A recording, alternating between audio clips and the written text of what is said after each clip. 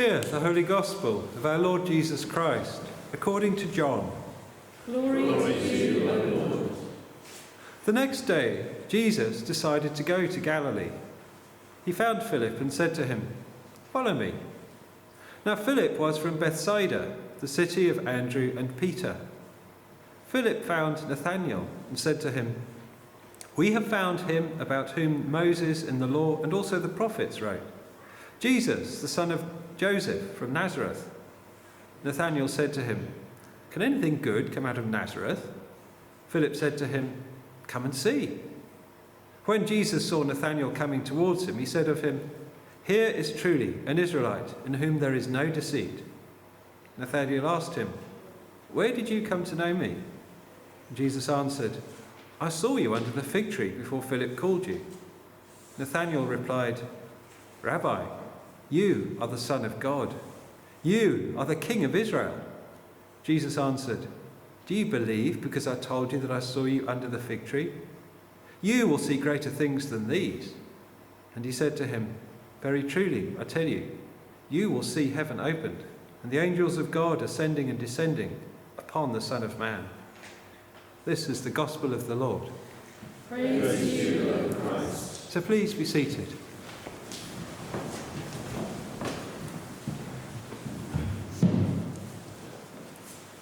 When I open up first thing and say it's a beautiful day, I'm not actually simply being frivolous. I think the Lord made beauty. If you think about the different forms it takes, you think about things that are pretty, if you like, flowers, butterflies, sunshine on leaves in the summer, and those kinds of things. There are warm, cuddly, reassuring aspects to beauty, which are heartwarming and pleasant and nice. And there is also another aspect to beauty, which is more kind of consonant with this time of the year. There is the beauty of stars in the sky, the beauty of frost in the morning. One thing I'm looking forward to, which I hope, is that it will have some cold weather, and those seeps and those little trickles of water in the cliffs around here will freeze and form icicles. And then if you go to Eglois Vine, the cave where you can go in, there's fantastic icicles around there in this cold weather. It's absolutely beautiful. And then those bits of the path, which are normally covered with water, which are very soggy and squelchy underfoot, sometimes they freeze and become very treacherous to walk on. But the mud beside them also freezes, so that's much easier to walk on. But I find the whole thing very beautiful in a different kind of way. And I'm actually going to visit a friend in Norway, Raymond. And part of the reason I want to go at this time of the year is because when I was a teenager in the 80s, you might remember we had some heavy snowfall then. And one day it was snowing all day, and kind of nothing much happened during the day because it was snowing fairly heavily. And then in the early evening it stopped. And then about 9 o'clock at night, the sky cleared and the moon came out. And because it had been snowing all day, people had either abandoned their cars or just not gone out. So there was no tracks in the snow, and it was thick. It was about a foot deep. And my dad had bought some skis at a car boot sale, some alpine skis. And they had an old-fashioned kind of binding, which had a lever which tensioned a clamp. So if you had stiff boots, you could just put them in and clamp your feet in. And I had some walking boots, so I just clamped my feet in and off I went. I went on these skis. And our house was kind of in suburbia at the time, so I skied across the verges and the curbs without even noticing them. They're all buried under the snow. And there was absolute silence. And I skied down through the footpaths and across the curbs and the verges and through the roads and all these things, and then I found the park. And because it had been snowing all day, there was not a sound and the park gates weren't shut. And so I went smoothly across the road, into the park and down through the park. And all I could hear in the middle of this town was the hiss of my skis over the snow. And I could just see the moonlight shining on the snow. It was so beautiful. I thought I'd love to do this again. And I've never been able to do it again. Until now. Until I made friends with Raymond of Trondheim, and I said, "Raymond, can I come and see you and try again?" He said, "Yeah, come on then, let's have a go." So maybe it'll be lousy weather and I won't have any of that, but I'm hoping for that beauty, basically. And beauty is wonderful. And I think God speaks to us through beauty. The writer Edmund Burke wrote a treatise called The Beauty on the Sublime and the Beautiful. And in that, I think he makes two interesting points, which I think are worth considering. He says there is an aspect of beauty which is warm and comforting, and which reminds us of God's providence. And there is another aspect of beauty which is awe-inspiring, transcendent even, the sublime. That moves us to worship. And the reason I bring these things up is because I see these themes of beauty, of the warm and the heartwarming, the comforting, and the sublime and the splendid and the transcendent intertwined in the readings. I think the psalm today has these sublime themes running through it. Lord, you have known me and searched me. You know when I sit down and when I rise up, and it goes through. Wherever I go, you are there. I cannot escape your presence. Such knowledge is too wonderful to me. It's as high I cannot attain it. I am fearfully and wonderfully made.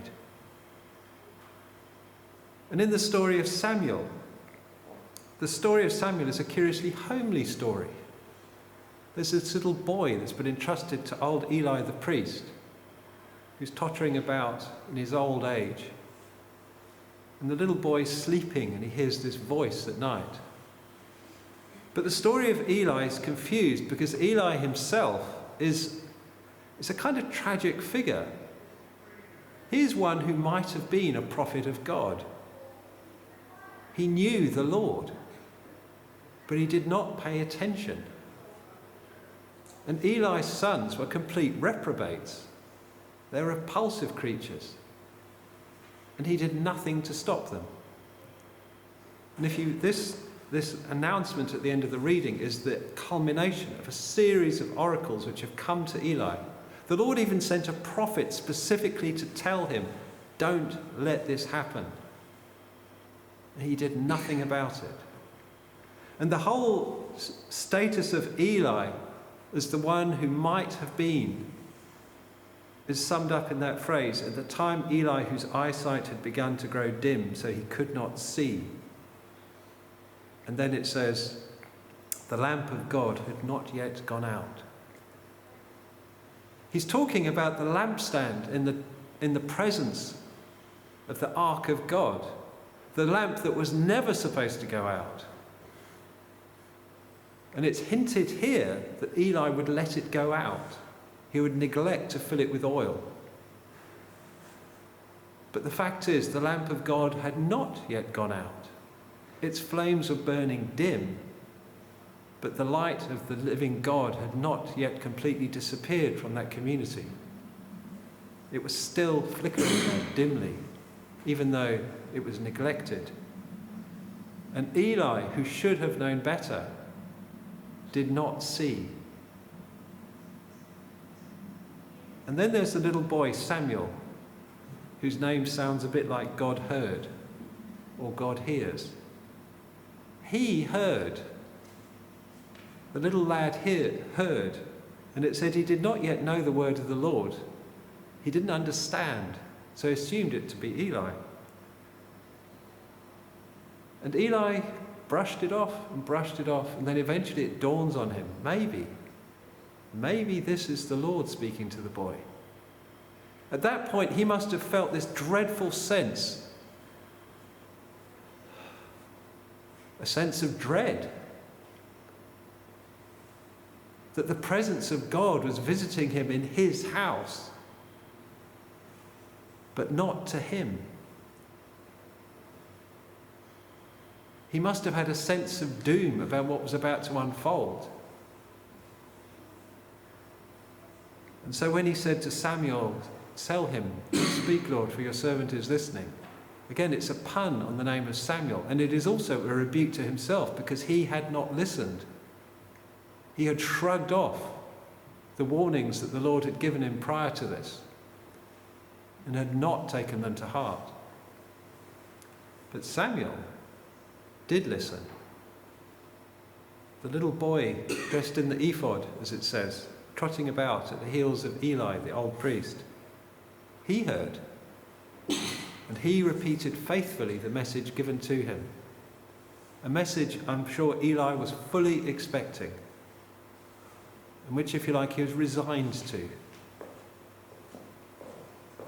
And that's part of the tragedy, that he was simply resigned to it.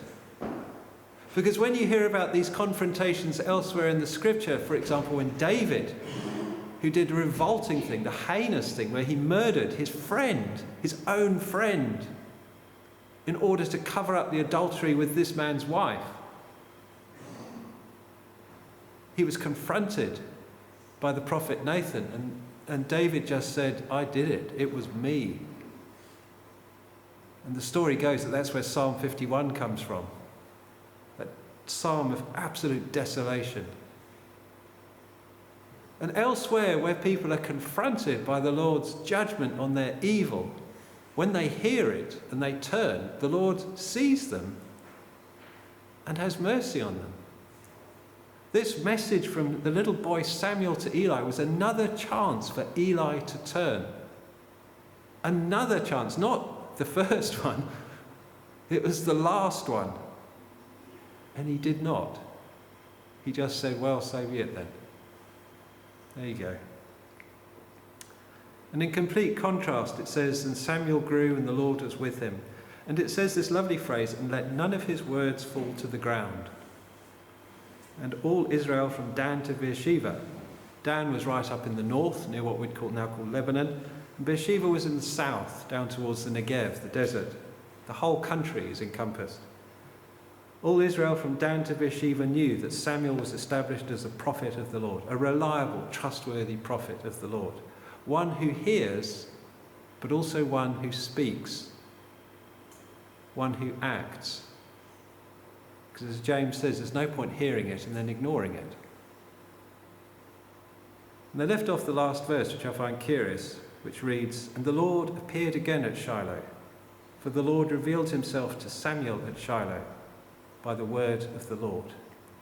It's as if reinstating the Lord's presence among his people because his faithful servant listened to him and spoke what he heard. He acted upon what he heard. That model of faithfulness, of attentiveness and obedience, if you like, reinstated the presence of the living God among his people.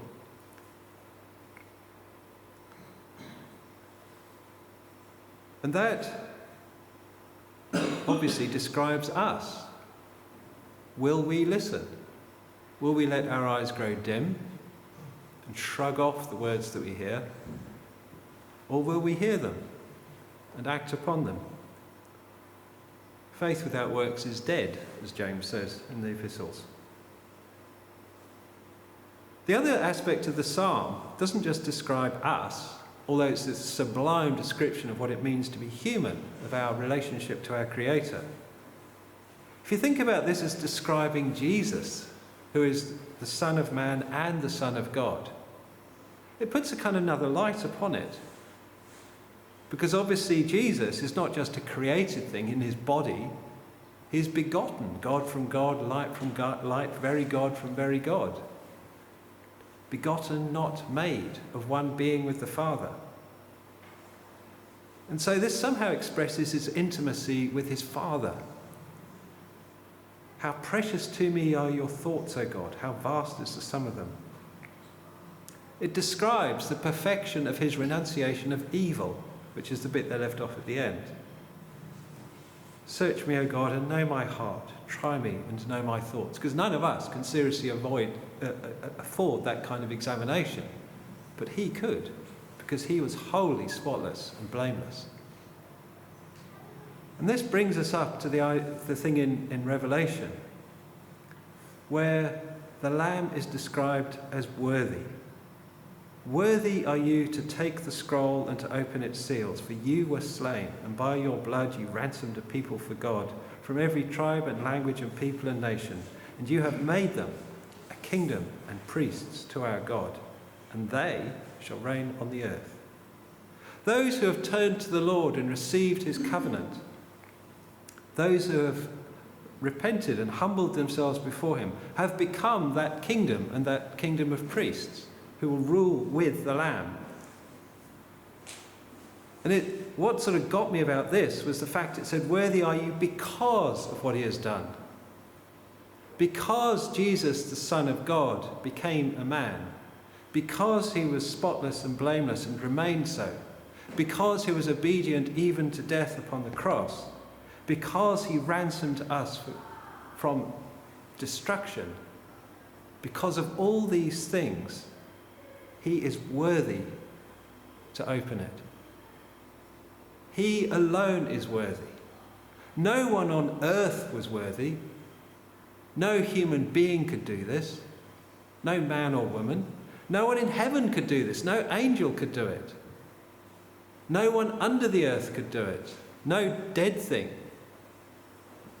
Only one was worthy, who could somehow bring together heaven and earth, who could actually do this. That idea of bringing together heaven and earth, of somehow uniting them, about making that bridge, is what Jesus describes to Nathanael. And I think this is where Nathanael is a bit like Samuel, because Nathanael recognized him. I always remember vividly, I went to have my hair cut once. It doesn't happen very often, but it does occasionally go. And I was sitting in a hair place owned by a friend in Swansea. And there was a woman sitting opposite me having that thing which ladies sometimes do, that kind of hairdryer thing that goes over the head. And sometimes you just see the lower part of the face. And it can be curious sometimes to see the lower part of someone's face disconnected from the rest of them. And what struck me was that when she was in repose, when her face was at rest, and she had this thing on her head, I honestly had no idea who she was. She looked a stranger. And then the thing lifted up when her hair was dry. She looked at me, and as soon as she saw me, her eyes sparkled and she beamed, because she was that kind of person, a lovely lady. And as soon as I saw her eyes sparkling and her beaming smile, I knew exactly who she was. I recognized her instantly. And I thought it was so strange, because when her face was at rest, I just did not know who she was. And then there was that moment of recognition. I just knew her. There she is, sitting there. And it's that idea of recognition. When you recognize someone, when you know who they are, there's a part of you is stirred within you and you immediately clock them, you immediately respond to them. That is what Nathanael saw in Jesus. Because when he said, "You are the Son of God, the King of Israel," he didn't know what that meant. He had no idea what he was talking about. Well, he had some idea. He knew what the King of Israel was. He knew about David, he knew about Solomon, he knew about all the others that had gone before him, and he knew the idea of the king. And he knew from the scriptures how the kings were adopted as sons of God. He knew to be a son of God was somehow to be like him and to be adopted by him and prospered by him and blessed by him and somehow representing him. Some kind of connection. And as soon as he saw Jesus, he recognized that. Although he couldn't fully understand it, no one could. But he recognized it. He clocked it. And he responded to it honestly. He just said, "It's you." And Jesus said, "Dead right."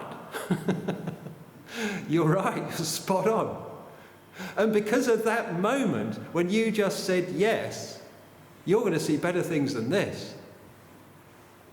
And he says, you will see heaven opened and the angels of God ascending and descending on the Son of Man. You will see the stairway to heaven. You will see heaven and earth touch. You will see me bring heaven and earth together, and you will know it, and you will be glad. In that moment, that's what Jesus said to him. He alluded to the story of Jacob, when Jacob was running away and he slept and he saw the vision, a stairway to heaven, the angels descending upon it. He saw himself, the heavens opened and the Lord standing at the top. And he wondered, he was terrified. When he woke up, he said, "This place is awesome. Surely this is the house of God." And he called it Bethel.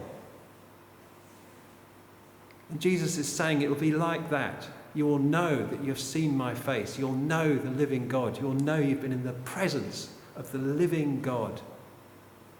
You'll be like Jacob, who knew and was changed by that knowledge. Because you have recognized me. Because you responded. And so what I want to leave with today is the idea of hearing, of seeing, of recognizing, and responding. Unless we actually allow ourselves to respond, it won't work. It doesn't mean anything. Unless our faith actually acts, it's not faith. Therefore, when we hear, whether it's a still, smooth voice or a crack of thunder, let's say, "Speak, Lord, your servant is listening." Amen.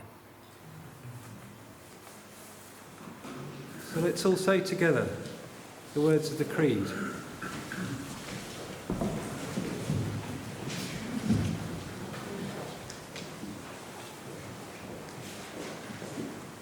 We believe in one God, the Father Almighty, maker of heaven and earth, of all that is seen and unseen.